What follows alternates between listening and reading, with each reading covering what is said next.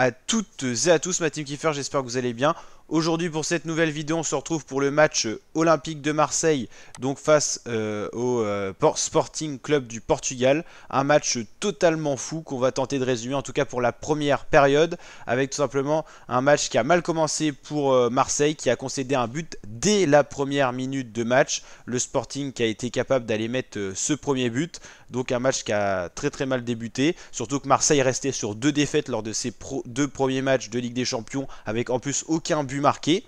Mais vous savez que le foot ça peut varier très vite, et tout simplement on a tout simplement Alexis Sanchez qui a réussi à rééquilibrer un petit peu le match en marquant assez rapidement après, tout simplement sur un mauvais dégagement du gardien espagnol Adan pour tout simplement le Sporting Club, qui a tout simplement loupé sa relance. Le contre extraordinaire d'Alexis Sanchez qui va loger ce but dans les filets. Ça relance l'Olympique de Marseille, mais ça ouvre également le score des buts du côté marseillais pour cette saison.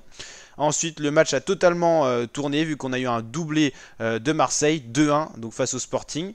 Le gardien Adan était même encore plus, sur le premier but, était vraiment à l'origine en gros du 1 partout, de l'égalisation. Mais sur le deuxième but, il s'est loupé sur la relance, et au bout de 2-3 passes, Marseille a réussi à marquer, donc vraiment 2 grosses bourdes.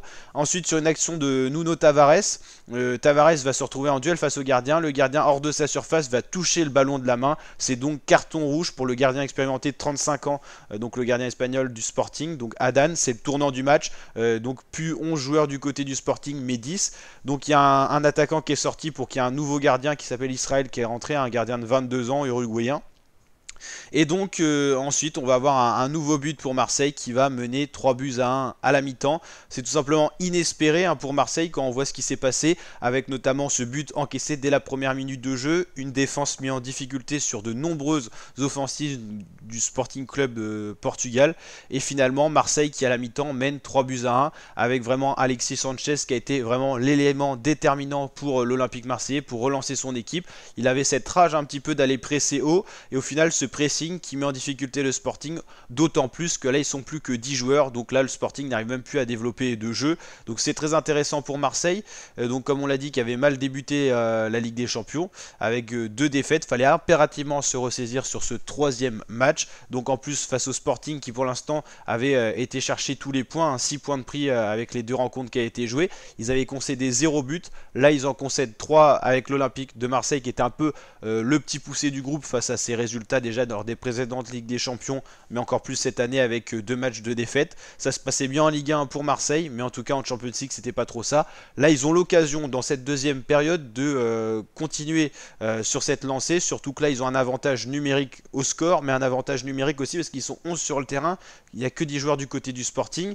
A noter également que du côté de Marseille on est à domicile, mais il n'y a pas de public, il y a eu tout simplement une décision de la FIFA qui a pénalisé un peu les supporters marseillais qui avaient utilisé des fumigènes, tout ça, donc qui n'avait pas été trop réglo sur le règlement justement.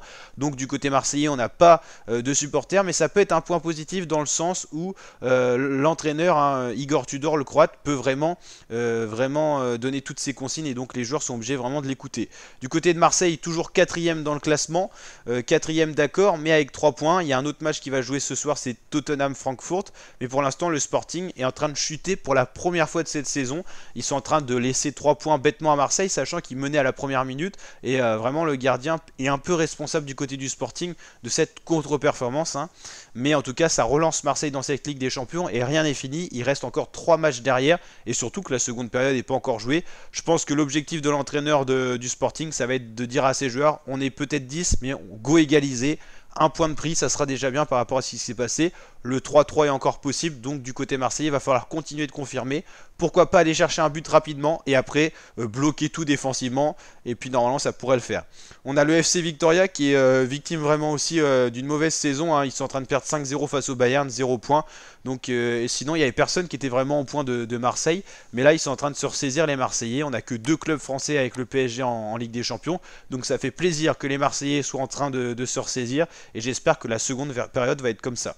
En tout cas, la team, n'hésitez pas à liker la vidéo si elle vous a plu. S'il y a des supporters marseillais sur cette vidéo, n'hésitez pas à vous manifester dans l'espace commentaire, à réagir un petit peu et tout ça. Puis la team, n'hésitez pas à vous abonner à la chaîne. Vous savez que sur la chaîne, il y a beaucoup de foot à suivre, notamment la Ligue des Champions qu'on suit beaucoup. Surtout les deux équipes françaises, on l'a dit, Paris Saint-Germain qui jouera demain et donc l'OM qui joue ce soir. On connaîtra les résultats de la phase de groupe à l'issue de cette année 2022. C'est assez rapide, vous savez, avec le calendrier de la Coupe du Monde. Allez, ciao mes fratés, à très bientôt.